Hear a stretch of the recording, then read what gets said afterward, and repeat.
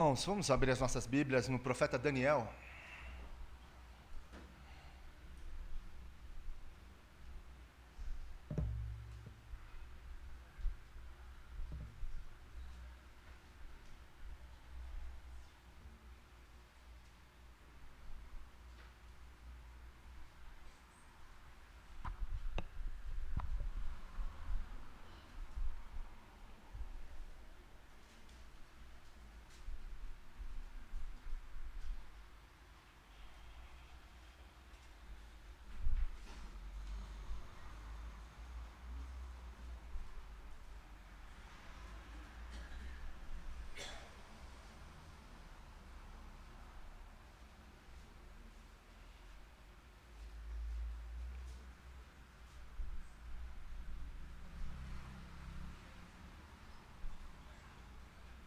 Capítulo 1. Nós vamos começar uma jornada nesse livro aos domingos à noite, realizando reflexões e meditando a palavra do Senhor na vida deste homem que foi poderosamente usado por Deus num contexto complicadíssimo. Capítulo 1, versículos de 1 a 16. Diz assim a palavra do Senhor. No ano terceiro do reinado de Joaquim, rei de Judá, veio Nabucodonosor, rei da Babilônia, a Jerusalém e a sitiou. O Senhor lhe entregou nas mãos a Joaquim, rei de Judá, e alguns dos utensílios da casa de Deus. A estes levou-os para a terra de Sincar, para a casa do seu Deus, e o pôs na casa do tesouro do seu Deus. Disse o rei a Aspenaz, chefe dos seus eunucos, que trouxesse alguns dos filhos de Israel, tanto da linhagem real como dos nobres, jovens sem nenhum defeito, de boa aparência, instruídos em toda a sabedoria, doutos em ciência, versados no conhecimento e que fossem competentes para assistirem no palácio do rei e lhes ensinasse a cultura e a língua dos caldeus.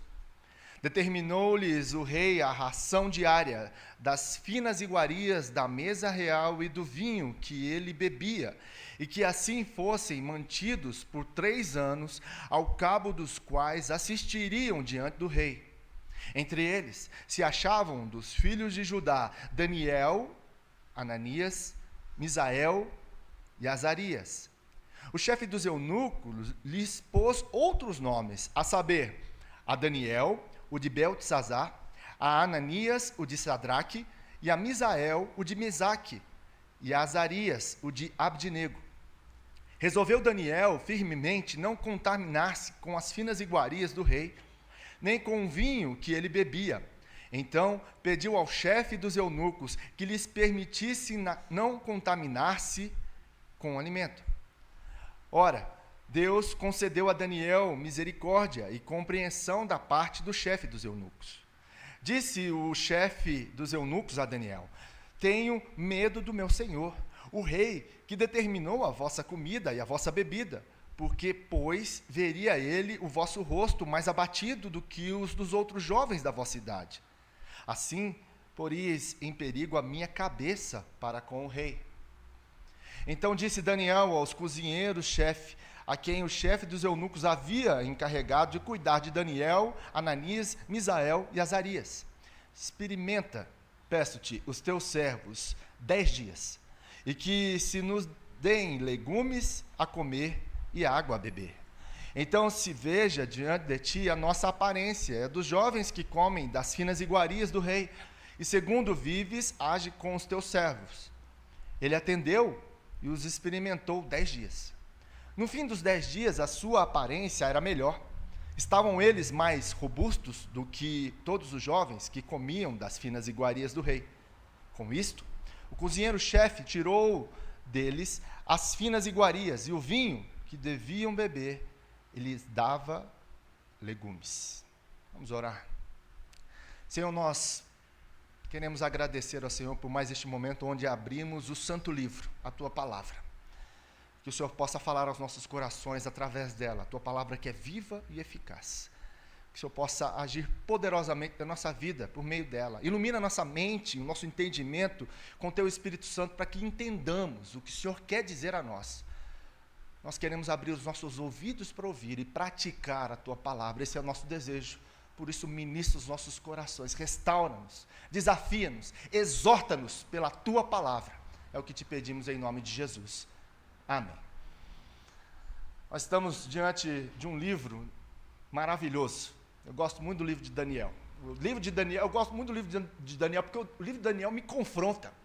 Um jovem de 17 anos, no meio de um lugar totalmente pagão, um lugar onde ele se encontrava em relação à sua fé, ela foi desafiada a viver num mundo, numa cidade que não amava a Deus, de uma cidade que não cultuava ao Deus verdadeiro, ao seu Deus, o Deus de Israel, o Deus soberano, o Deus eterno. Ele foi colocado na Babilônia, um lugar horrível, um lugar onde o pecado das pessoas saíam pelos poros, porque não temiam ao Deus verdadeiro. Esse jovem colocado ali com seus 3 amigos, Daniel, um profeta que realmente falou e viveu pela palavra do Senhor, no meio do exílio. Ele estava exilado, ele estava ali no meio do nada, em relação a viver ali com afinco a sua fé. Era o desafio dele. É o nosso desafio hoje vivermos nesse mundo. Nós estamos exilados nesse mundo, nesse sistema corrupto, nesse sistema onde o mundo jaz no maligno, onde o pecado, ele tenazmente nos persegue, onde o pecado impera nessa cultura, na nossa sociedade, corrompendo os corações dos homens, dos líderes, de todas as pessoas que estão ao nosso redor, seja elas ricas ou pobres, que não temem ao Senhor, a viver segundo as paixões da sua carne, a seguir os desejos do seu coração. Nós vivemos neste meio, e esse é o nosso desafio, como cristãos. Nós estamos exilados neste mundo, apesar de vivermos numa cidade boa, né? Cidade interior, onde nós vemos a bênção do Senhor sobre as nossas vidas, sobre este lugar, porque se nós olharmos ao redor do mundo, nós vemos cidades e países muito pior do que o nosso, onde a perseguição a cristãos, elas são contundentes, são diárias. Pensa bem se Deus tivesse te colocado num lugar desse, onde você passaria o dia, a noite, preocupado, diante da sua fé, que você poderia ser morto, perseguido, onde você poderia ter que sair nas madrugadas por causa da perseguição aos cristãos, a sua vida, a sua família, e até perder a sua vida por conta de Jesus. Mas, pela graça do Senhor, nós estamos aqui neste lugar, plantados pela boa mão, pela graça do Senhor, e eu sempre falo que a vontade do Senhor é o melhor lugar para se estar. É o melhor lugar para se estar. Nós temos que entender e saber, esse é o lugar, essa é a vontade do Senhor para mim, então é o melhor lugar para você e eu estarmos. É o melhor lugar da terra. E se esse é o lugar onde Deus me plantou e te plantou, floresça ali, seja a bênção ali. Assim como Daniel o foi. Nós vamos estudar esse livro. Nós vamos ver aqui que Daniel, ele tinha que exercer a sua fé nesse contexto.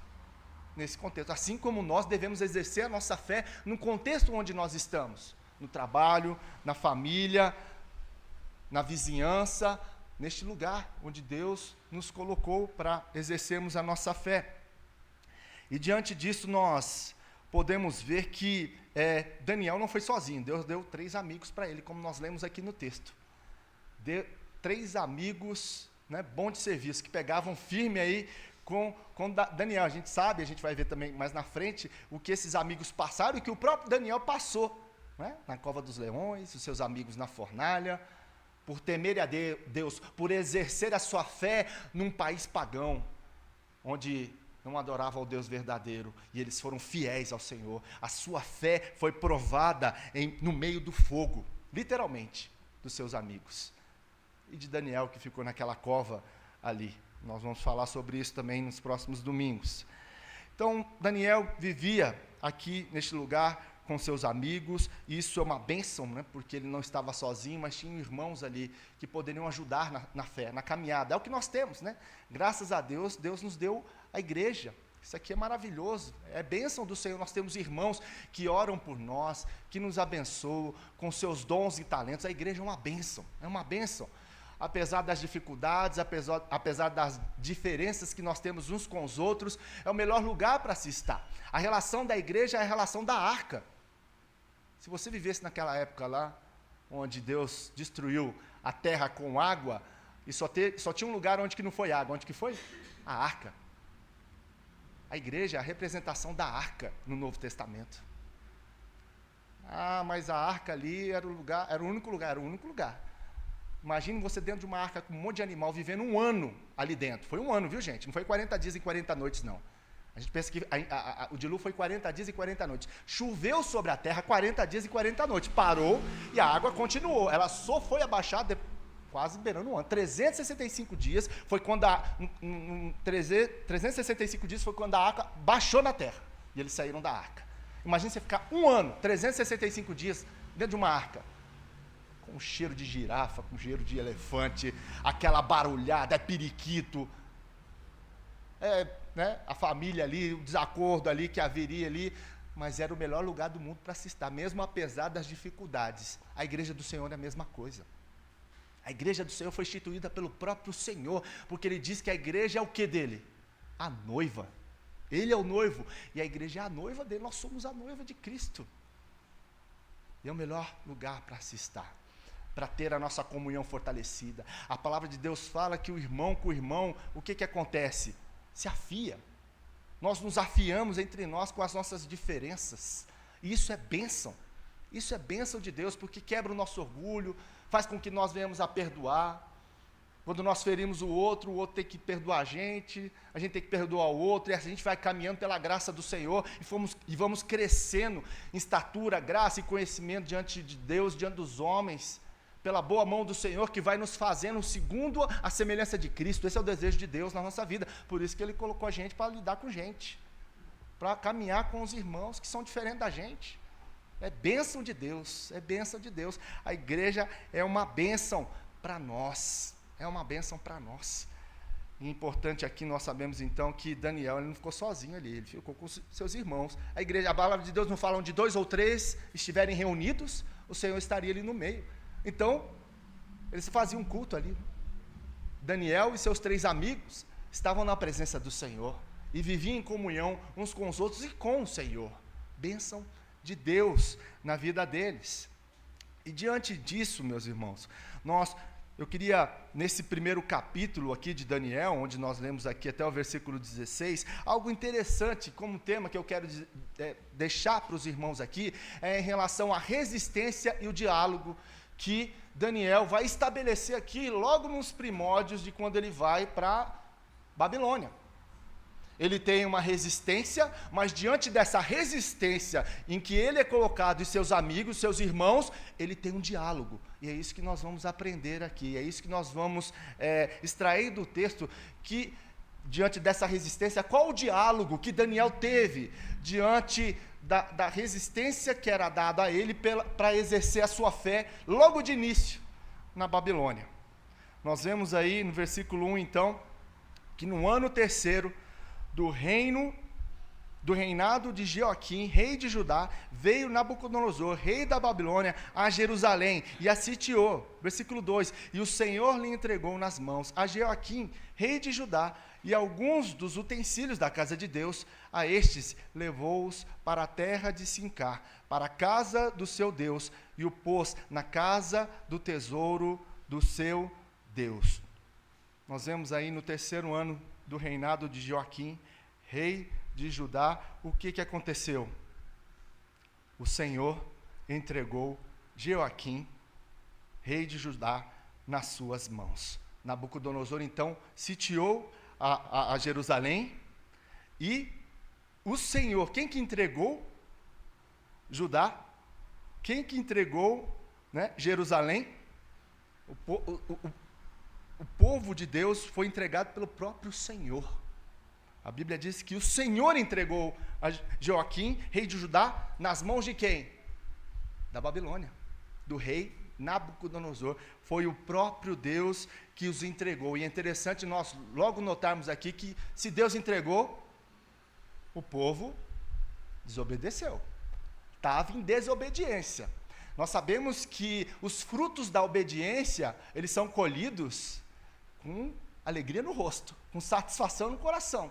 Quando nós obedecemos a Deus, nós colhemos frutos da obediência a Deus. Mas quando nós desobedecemos ao Senhor, nós vemos isso lá em Deuteronômio capítulo 28, que nós vemos ali o que acontece quando o povo de Deus obedece a sua palavra, obedece às suas leis e mandamentos, quais são os frutos disso, e quais são os frutos também, depois você lê lá em casa, da desobediência do povo, disciplina de Deus sobre a vida do povo, e glória a Deus por isso, meu irmão. Se Deus nos disciplina, como diz Hebreus, é porque Ele nos ama. Se nós não fôssemos alvo do amor de Deus, a disciplina do Senhor, mediante aos nossos erros e desobediência em relação à sua palavra, seria, né, uma catástrofe para nós. Nós não teríamos, então, o amor de Deus sobre as nossas vidas. Mas quando nós, assim, nos rebelamos contra Deus, nós desobedecemos a sua palavra, o Senhor nos disciplina de várias formas. Às vezes, botando de castigo, não é assim que você faz com seu filho? Dependendo do que ele faz. Tira a televisão, tira celular para um dia, uma semana, dependendo do que ele faz, isso aumenta, né? Dependendo da gravidade do pecado, né, do seu filho, da desobediência, a disciplina é aumentada, ao ponto de muitas vezes você falar, quando que você vai, às vezes, fazer aquele castigo mais duro, às vezes, quando ele é menor, dá inclusive aquelas palmadas, né? Porque ele já passou do limite, você já foi misericordioso com ele muitas vezes, mas aí chega uma hora que você tem que apertar mais coxar mais o parafuso. A disciplina vem. Deus é assim conosco. O Senhor nos ensina através da sua palavra que a disciplina do Senhor vem sobre nós por amor a nós. Deus é um Deus misericordioso por isso. Ele fala conosco, ele caminha uma milha, ele vai dando oportunidade, ele vai falando. Chega uma hora que Deus dá um basta, assim, agora você vai apanhar. Porque eu já te dei várias oportunidades. E se eu não fizer isso com você, você vai se perder. O Salmo 23 fala sobre isso. Né, que o Senhor é o nosso pastor e nada vai nos faltar. E que quando nós passamos pelo vale da sombra da morte, Ele estaria conosco, momentos ali difíceis. E o vale da sombra da morte, ele pode ser resultado de provação, não porque nós pecamos, mas também de disciplina do Senhor. O pecado na nossa vida causa também a disciplina, os vales que a gente passa por desobedecer a palavra do Senhor. E nós sabemos que ali na mão do pastor tem dois instrumentos. Quais são os dois instrumentos do pastor? Vara e cajado. A vara é para espantar os animais, é para bater nos animais, no lobo, no leão, ele usa isso. E o cajado é para cuidar, para guiar a ovelha, para tirar ela de situações difíceis, de um poço, de um buraco, porque a ovelha cai toda hora no buraco, por isso que nós somos comparados com a ovelha, né? Direto, cai no buraco, desvia, é míope, não tem senso do perigo, é o tempo todo assim. Então tem o cajado lá para, vem cá para o caminho, meu filho, aqui, meu filho, ó, o caminho está aqui, vai batendo lá o pastor, olha aqui, volta cá, aí vai, dá umas cabeçadas na outra, lá bate na outra, aí vem o pastor, vem cá, minha filha, não faz isso com a ovelhinha, com a sua amiguinha, com o seu irmãozinho, vem cá, ajuda, e vai guiando. Aí tem aquelas ovelhas, que são aquelas ovelhas negras, né, que o pessoal fala, que tem aquelas puletas que quer sair do rebanho, quer fugir, vai lá e traz, e vai, e traz. Aí chega uma hora que o próprio pastor, às vezes, dessa ovelha tão rebelde, tão desobediente, ele vai lá com o cajado e desloca a pata dela. É mesmo. Ele desloca, para ela não cair muito longe. Por amor, ele desloca a pata dela, porque está indo longe demais, pode cair na boca do lobo, pode se perder. Disciplina. O Senhor faz às vezes isso, daquela deslocada. Não foi isso que aconteceu com Jacó? Ai, queria a benção, discutindo com Deus, foi lá, o anjo tocou na perna dele. Opa, ficou coxo lá, né? Deu uma... Calma, Jacó, vou te ensinar algumas coisas, você está, né, querendo demais. calma aí. Não é desse jeito que você fala comigo, não. Então, Deus é assim. E nós vemos, então, diante desse cenário que Jerusalém estava passando, o que aconteceu? Deus os disciplinou. Isso foi um alerta para o povo. Alertou e disciplinou em relação a isso. Então, o que acontecia quando a desobediência do povo passava do limite? Deus mandava outros povos para manter o povo de Israel exilado, preso. Vai ralar. Desobedeceu, agora vai ficar por um tempo aí. Vai botar a cuca para pensar e vai passar por dificuldades em relação a isso. Então, nós vemos que esse exílio em que o povo foi colocado foi fruto da desobediência, foi fruto do coração que se afastou do Deus poderoso. Então, como Deus é o Deus de Israel, disse, não, eu vou trazer vocês aqui, eu vou trazer no cativeiro, na disciplina, para que vocês parem e pensem a respeito do que vocês têm feito em relação a mim. E aí, o texto continua no versículo 3, dizendo, disse o rei a Aspenaz, chefe dos seus eunucos, que trouxesse alguns dos filhos de Israel, tanto da linhagem real como dos nobres. Versículo 4.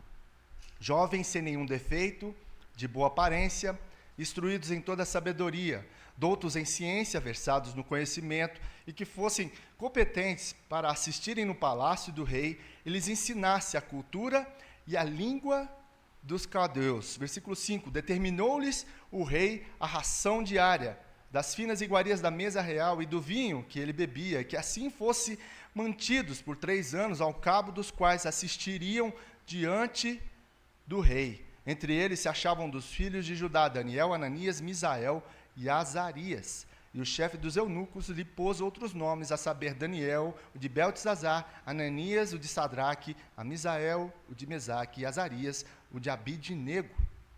Nós vemos aqui, nesse texto, logo no versículo 4, aí, que houve uma seleção. O rei Nabucodonosor, ele seleciona esses jovens que eram sem defeito físico, de boa aparência, que eram inteligentes, que eram cultos, que dominassem vários campos do conhecimento e eles fossem capacitados para servir ao palácio do rei. O rei não é bobo. Ele vai trazer aqueles que tinham uma melhor qualidade, estavam num degrau acima, para que o rei manipulasse ele e fizesse ali a lavagem cerebral para que eles pudessem servir ao rei com todos esses conhecimentos. O rei não é bobo. Ele pegou os melhores. Ele fez uma seleção dos melhores para que eles pudessem, então, ter ali a cultura babilônica sendo inserida dentro deles. Não é o que acontece com a gente aí, com os jovens que vão para a faculdade? A gente vê um grande problema hoje dos jovens cristãos que vão à faculdade. Há uma pesquisa aí que gira em torno de 60% em que os jovens se desviam na faculdade.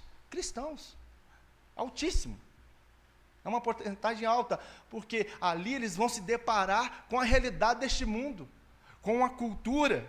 Eles vão ter um encontro com a cultura, com o conhecimento que esse mundo assim o faz, segundo a cosmovisão daqueles que ensinam ali na faculdade, que na maioria são pagãos, são ímpios, não temem a Deus. E amigos, que eles vão conviver, que vão dizer para ele, olha, vamos curtir a vida, porque a vida é breve, você está na faculdade agora, não tem papai e mamãe olhando para você aqui, você está longe dele. Não, mas aí no começo você resiste, né? O jovem vai resistindo, até o ponto onde que a influência é tamanha que ele acaba sendo influenciado pelo meio. E acaba se perdendo na fé. Um momento difícil na vida do jovem. Por isso, pais, ensinem os seus filhos no caminho que eles devem andar. Inculque a palavra do Senhor na sua mente, repita, é isso que a palavra fala, de dia e de noite, medita, coloque no caminho. Sabe por quê? Esse é o momento dos seus filhos que estão debaixo das suas asas, debaixo do seu teto, o momento de ensinar a palavra do Senhor. De colocar ali dentro do coração deles o desejo deles amarem a Jesus. O desejo de Jesus ser o melhor amigo deles. Eu falo assim, quem que é seu melhor amigo, Isaac? Fala lá. É Jesus, né, pai? É isso aí, é Jesus. Jesus é seu melhor amigo. Papai está aqui para te ajudar. Papai é seu amigo também. Vai ser seu melhor amigo. Mas mais do que amigo do papai, o seu melhor amigo é Jesus. É nele que você deve confiar, é nele que você deve ver, é nele que você deve depender. Em todas as situações, mesmo que o mundo se volte contra você, se você tem Jesus no seu coração, você é maioria. Você será mais do que um vencedor nesse mundo que a cada dia mais vive numa putrefação espiritual por causa do pecado. Um mundo quebrado, em trevas. E os nossos filhos vão sair para aí. Nós vivemos esse contexto. Então, pais, alerta aos pais, sejam presentes na vida dos seus filhos, para que eles possam amar a Jesus sobre todas as coisas, com toda a força, com todo o entendimento. Nós fomos chamados para isso, porque se você não fizer isso, o mundo vai fazer, um amiguinho da escola vai fazer, o professor vai fazer, e nós, como autoridade de Deus sobre a vida dos nossos filhos, nós devemos fazer isso. Há uma responsabilidade. Acho que a maior responsabilidade que nós temos como pais são os nossos filhos, e que Deus tenha misericórdia de nós, é misericórdia de nós, diante do mundo que nós estamos vivendo. E a gente olha, né, a gente conversa entre nós, né, os homens, e fala, Deus do céu, como que vai ser daqui para frente, como que os nossos filhos vão viver nessas próximas gerações? Só a misericórdia de Deus, só a graça de Deus. Mas nós podemos ver que é possível, é possível. Nós vemos na vida de Daniel aqui, dos seus amigos, que é possível. Eles tinham em faixa de 17 anos, nesse contexto, meus irmãos. Nesse contexto. E é isso que nós devemos esperar e crer no Senhor, que apesar de todas as coisas que podem acontecer e pode piorar, nós sabemos que nós servimos a um Deus Todo-Poderoso, um Deus que está presente, um Deus que vive em nós, um Deus em que diz que as portas do inferno não vão prevalecer contra a igreja, e que Ele estaria conosco até a consumação dos séculos. Nós devemos crer e viver nessa esperança. A nossa fé deve ser alicerçada no Senhor, crendo nisso, que a nossa casa é dele, mesmo que o diabo venha, mesmo que o diabo às vezes encontre a brecha e derrube, nós precisamos entender que o Senhor é aquele que nos guarda, que nos restaura, que nos fortalece. Satanás está aí, o tempo todo, tentando nos derrubar, colocando armadilhas para que o seu povo caia. É isso que ele quer fazer. Ele quer envergonhar a igreja do Senhor, ele quer envergonhar a mim e você, e que nós não venhamos a dar brecha para isso, porque o diabo está como um quê? Um leão ao derredor, pronto a atacar. Se ele encontrar uma brecha, ele vai atacar. Possamos ter vidas santificadas, consagradas ao Senhor, como Daniel assim o fez. Percebam que aqui, diante disso, nós vemos que ele então não vai, é proposto aqui para Daniel e seus amigos a comer a comida do rei. Nós vemos aqui no texto que é proposto a eles a comerem das iguarias do rei ali, para sentar à mesa e comer de tudo que é bom.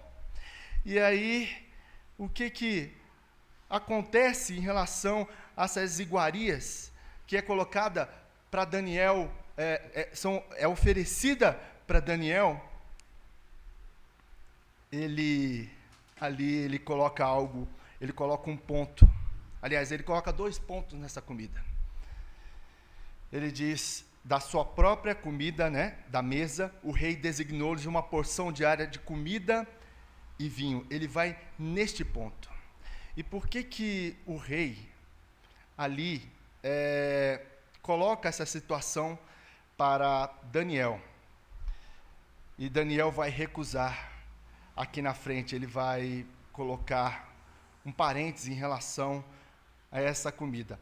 Alguns teólogos entendem que essa comida e a restrição que Daniel faz em relação a essa comida, ela poderia ser em relação à lei cerimonial que os judeus tinham, porque haveriam alimentos naquela mesa do rei em que os judeus não poderiam comer, que eram impuros, né? Às vezes uma carne de porco ali, né? Então há teólogos que entendem que Daniel ele não comeu por causa da lei cerimonial que o povo de Israel tinha, né? Então ele diz não. Outros dizem em relação à vinculação com ídolos, que as comidas ali na Babilônia eram consagradas aos ídolos. Então havia Daniel falou assim, não vou fazer isso também por causa desse alimento que é consagrado aos ídolos. Mas, juntando essas duas coisas, um ponto que paira sobre esse momento importante aqui de Daniel e dos seus amigos em relação a não comer, e que eu creio que é o ponto que fecha a questão, é em relação a privilégios e status. Não desabonando a lei cerimonial e os vínculos com os ídolos que Daniel barra essa alimentação, essa comida, mas a questão maior que fecha esse pensamento é em relação a privilégios e status. Quando nós vemos o texto e o contexto que Daniel estava, ele poderia se assentar na mesa do rei e comer das iguarias. E ele não faz isso. Ele fala assim, não, peraí, eu vou aquém desse limite. Porque são privilégios, é um status, isso pode dominar o meu coração. Isso pode fazer com que o meu coração se acostume com esse reino pagão, com esses privilégios que eu terei na mesa do rei.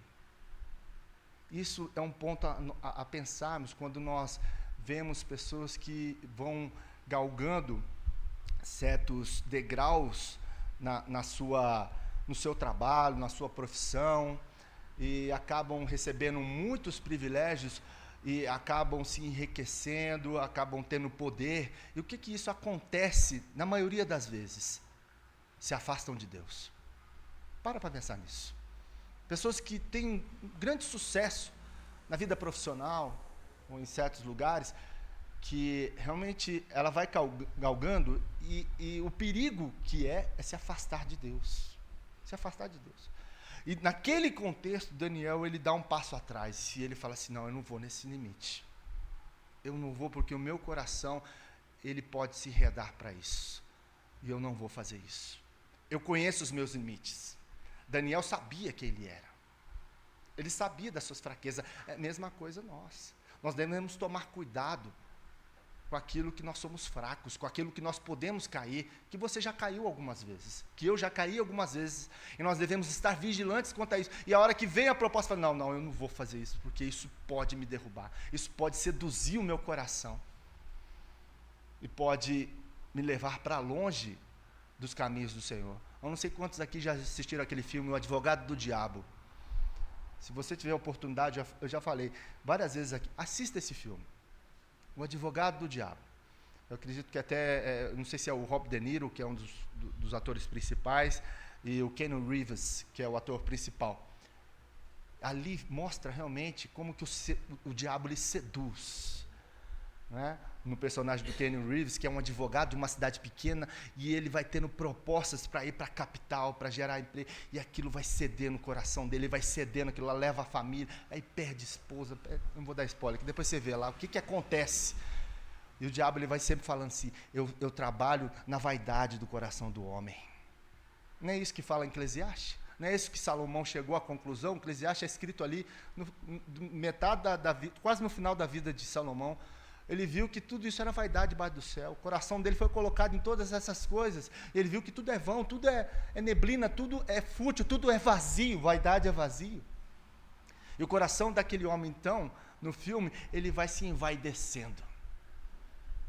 Daniel, ele fala, não, é até aqui. Eu não vou passar desses limites. Você sabe quais são os seus limites. Você sabe quais são as suas falhas, as suas dificuldades. Você sabe quais são as suas fraquezas, por isso não vai no limite das suas fraquezas. Já falei aqui isso. Vai aquém dos seus limites. Vai aquém, não vai além. Se você andar nos limites daquilo que te tenta, daquilo que faz com que você venha cair, ande aquém, para que você não venha cair. Qual que é a sua dificuldade? Qual que é? Mentira? É na sexualidade? É na ira? O que é? É no orgulho? Tem situações na sua vida, é fofoca? Qual que é? É preguiça? Você tem uma fraqueza, várias fraquezas, e eu tenho. Daniel sabia das suas fraquezas. Ele reconhecia que se ele fosse além, ele poderia cair. Então ele diz assim, não, a comida, eu não vou ter esse privilégio, eu não vou ter esse status. que pode me derrubar. Logo já de começo, é uma sedução que pode me derrubar. Então ele diz, não. Então ele tem uma decisão. No versículo 8, resolveu Daniel firmemente não contaminar-se com as finas iguarias do rei, nem com o vinho que ele bebia. Então pediu ao chefe dos eunucos que lhe permitissem não contaminar-se. A gente não vai se contaminar com isso. É uma palavra dura. Eu não vou contaminar. Peraí, como é que eu não vou contaminar? É comida boa, comida do bom e do melhor. Às vezes tem um alimento impuro lá, mas separa os impuros. Come a uva da melhor qualidade, o mamãozinho da melhor qualidade. Ele poderia fazer isso. Mas eu não vou contaminar com as iguarias do rei. Eu não vou contaminar com essa mesa. Ele tem uma decisão, é a decisão que a gente tem que ter. A gente tem que tomar diante das situações em que o diabo arma para a gente. E a gente tem que tomar cuidado. A gente tem que tomar cuidado para não cair em tentação. É o que o Pai Nosso diz, né? Livra-nos do mal. Livra-nos do mal. Não nos deixes cair em tentação, mas livra-nos do mal. Essa deve ser a nossa oração. Senhor, me ajuda. Não me deixes cair na tentação que ela vem todos os dias. Mas livra-nos do mal de cair, do mal que sobrevém sobre nós quando nós somos tentados e caímos pela nossa própria cobiça, que diz Tiago, pelo nosso próprio desejo, pelo nosso próprio coração. Por isso, não se guie pelo seu coração. Nós não devemos nos guiar pelo nosso coração, porque o nosso coração é enganoso, é corrupto. Não vai por ele. Vai pela palavra do Senhor. Vai pelo temor do Senhor, para viver na sua presença. É isso que nós precisamos ter diante desse mundo que nós vivemos. Então ele tem essa decisão. E olha que interessante, ele tem essa decisão de falar com o chefe ali. E o que acontece? Ele pede ao chefe dos oficiais permissão para se abster deles. Ele não vai lá e põe assim, olha, não vou beber, pronto, acabou. Ele vai com calma, ele vai com sabedoria, ele faz ele pede, ele não impõe. Você é daquelas pessoas que se impõem? Não, tem que ser do meu jeito, é assim, pronto, acabou. Meu filho, aprende com Daniel aqui. Aprende a ser manso, humilde. Aprende a ter doçura, mas com firmeza nas palavras. É diferente, doçura com firmeza. Você é firme nas suas palavras, mas com doçura. Olha só, que ingrediente bom aí. Dá comida boa, hein? Na relação com os outros. É isso que nós precisamos entender. É isso que nós vemos aqui na vida. Então não impõe, mas é isso, tem que ser assim, pronto, acabou. Não, meu irmão. Aqui, pede. Pede. Mas essa é a verdade, pronto, acabou. Eu não negocio. Negocia, meu irmão. Negocia com o ímpio, com o pagão. Ele não entende, não. Ele está cego. Ele está morto no pecado dele. Às vezes eu vejo as pessoas, cristãos discutindo com o ímpio, com o pagão, meu irmão. É jogar pérola aos porcos, não é isso que a Bíblia fala? Você está gastando seu tempo com aqueles que são nécios. Não gaste palavras desse jeito, não. Tenha sabedoria. Saiba como falar. Porque eles estão mortos no pecado, eles estão nas trevas, eles não têm a luz que nós temos. Então, às vezes, a gente fala com o ímpio como como ele estivesse entendendo as coisas espirituais, e as coisas espirituais, elas são entendidas com os homens que são espirituais, comigo e com você. Tenha sabedoria. Daniel sabia disso, então ele pede permissão para se abster deles. E olha o que acontece, providência de Deus. E Deus fez com que o homem fosse bondoso para com Daniel e tivesse, ele ainda tem a simpatia dele, ele compreende, ele tem a simpatia desse homem, soube falar, pediu com educação. E qual foi a providência de Deus? Deus fez isso na vida dele. Foi Deus, o texto fala que foi Deus que fez. Ora, Deus concedeu a Daniel. Então Deus usou aquele homem, tocou no coração daquele homem que tinha um coração duro. Você fala com pessoas que têm coração duro? Quantas pessoas você fala por dia que tem coração duro? Tirando você. Quantas pessoas? Coração duro, por causa do pecado. Quem que quebra um coração duro? Quem que amolece um coração duro? Quem que amoleceu o coração de Faraó para deixar o povo sair de lá? Faraó, hein? O todo-poderoso Faraó. Foi o próprio Deus. O texto diz que Deus amolecia o coração de Faraó e endurecia. Não é isso que o texto fala? nas pragas lá, nos intervalos, Deus amolecia, depois endurecia para vir outra praga. O que Deus queria fazer lá? Mostrar o poder dele para o povo do Egito. Para saber, ó, você não é nada. Então Deus amolece e Deus endurece. O coração do rei, a Bíblia diz lá em Provérbios, que ele inclina para onde ele quer. O coração do rei está dizendo que Deus tem o coração de qualquer homem. Pode ser o homem mais poderoso do mundo. Você tem aí, né? Qual que é o homem mais poderoso do mundo? Deus inclina o coração dele para a esquerda, para a direita, para onde ele quer, para fazer a vontade dele que é soberana. Então, meu irmão, acalma o seu coração. Ora pelo irmão, ora pelo empregado, olha para quem for que está com o coração duro, para que Deus possa amolecer o coração dele. É Deus que faz. E se Deus não amolecer, é porque Ele tem uma obra para fazer na sua vida aí. Deus quer usar outras coisas aí nessa relação para te aperfeiçoar nele. É isso que nós precisamos entender. Então nós vemos aí a providência de Deus em relação a isso. E Ele então vai ter um acolhimento aí. Porque Ele disse assim ao chefe dos eunucos, a Daniel, no versículo 10, tenho medo, meu Senhor, do meu Senhor, o rei, que determinou a vossa comida, a vossa bebida, porque pois veria ele o vosso rosto mais abatido em relação aos outros jovens de idade, e aí a minha cabeça estaria prêmia aí se acontecesse isso. Apesar disso, ele disse a Daniel, eu tenho medo do meu Senhor, eu tenho medo disso.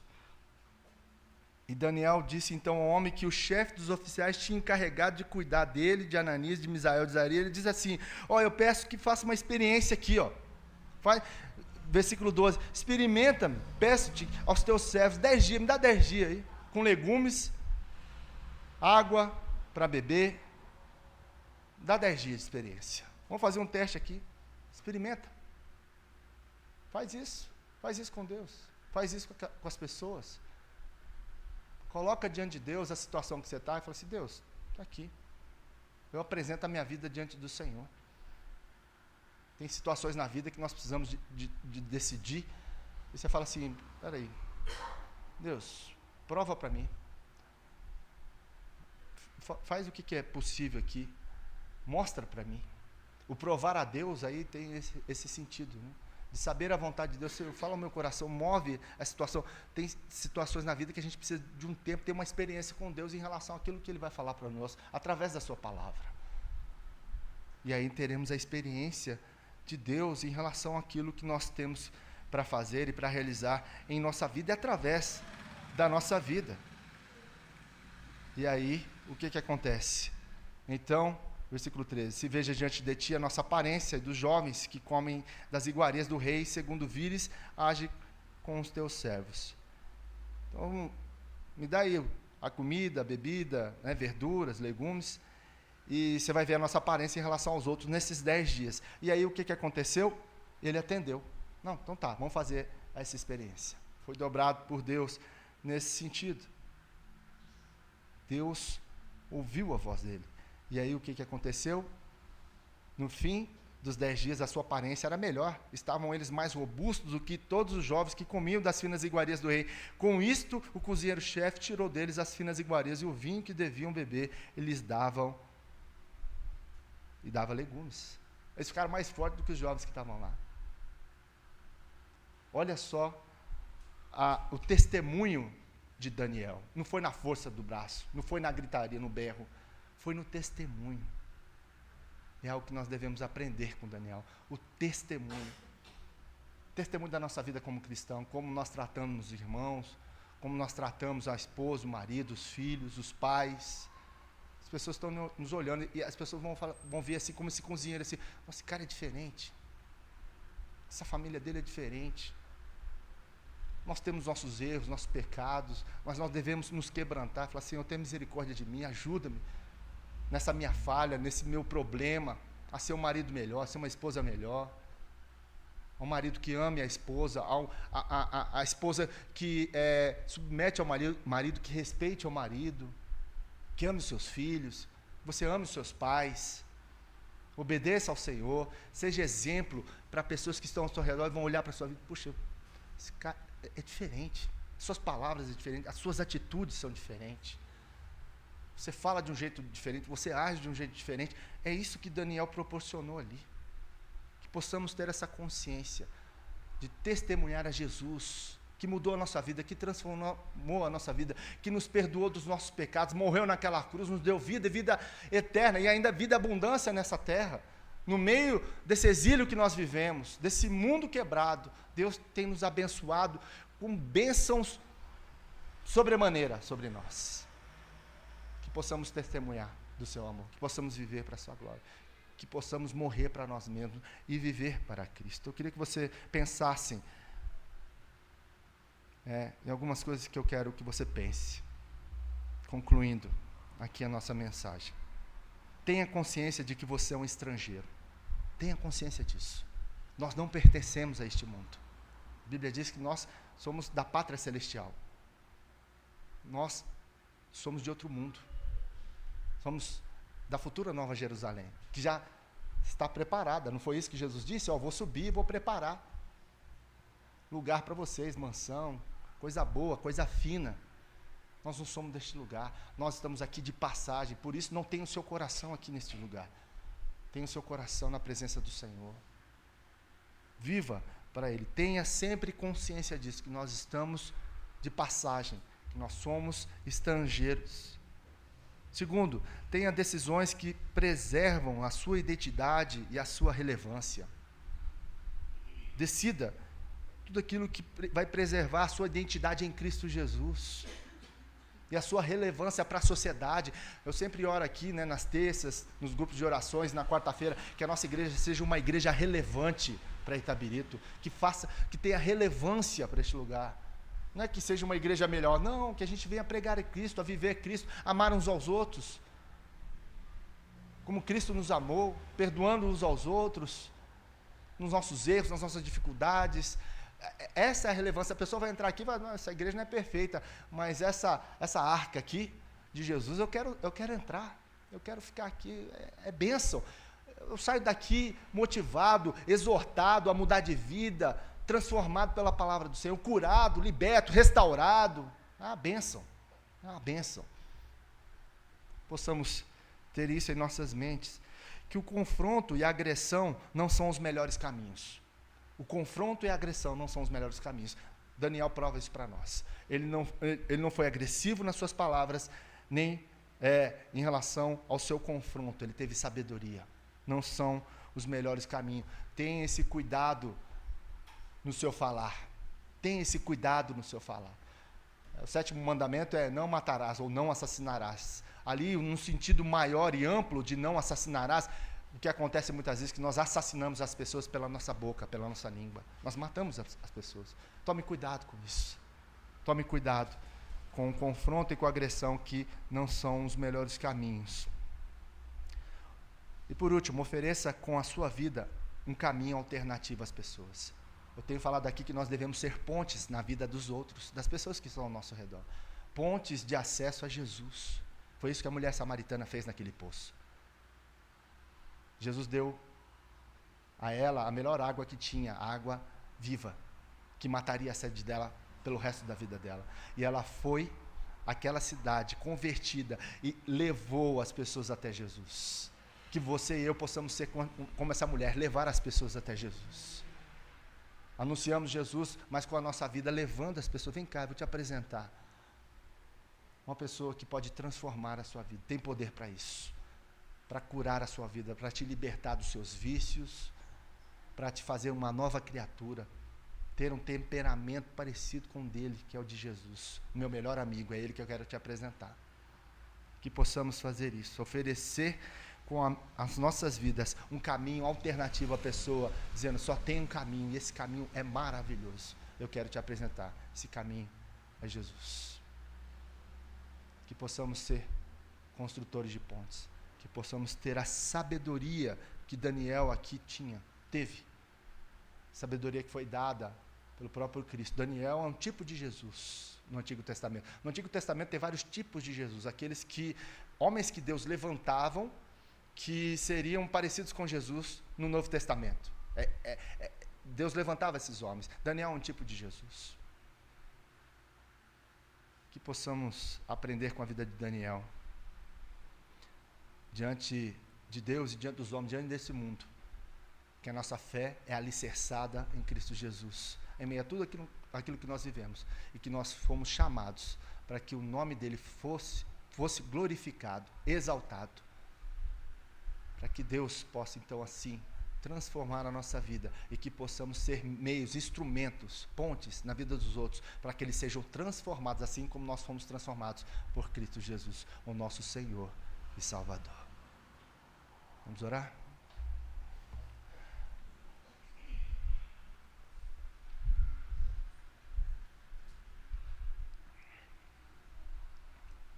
Coloque a sua vida diante do Senhor, diante dessa palavra, que você possa abrir seu coração diante do Senhor agora.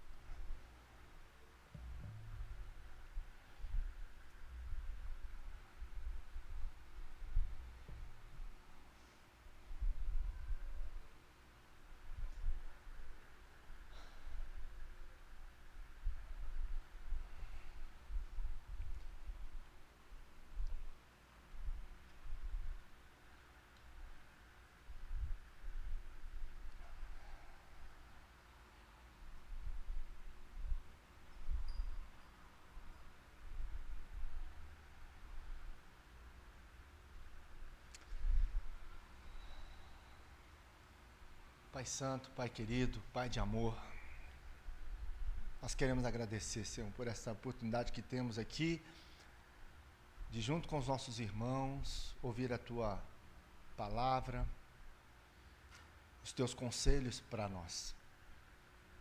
Obrigado, porque o Senhor não nos deixa na nossa iniquidade, nos nossos pecados, mas o Senhor vem com o Teu Espírito Santo e nos convence daquilo que nós precisamos mudar. Nós precisamos mudar, em alguma área da nossa vida, nós precisamos mudar, e o Senhor falou conosco. O Senhor quebrou nosso coração. O Senhor é a voz que ressoa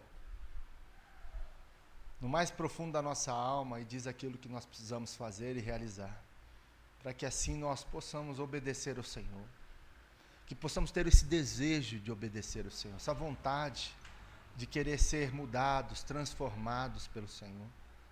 Possamos abrir o nosso coração para isso, Senhor. Abençoe o Teu povo aqui reunido. O Senhor conhece cada coração. O Senhor conhece a vida, conhece a história, o passado, as lutas, as traições, tudo aquilo que aconteceu. Muitos aqui podem estar feridos diante das batalhas que passaram, mas nós sabemos que o Senhor é o nosso Deus, o Senhor dos exércitos. Aquele que guarda, que cuida do seu povo, que está conosco. Por isso nós pedimos, Senhor, nos ajude. Nos ajude a viver neste mundo, pela fé que o Senhor nos deu. Por isso aumente a nossa fé. Aumenta a nossa fé, Senhor.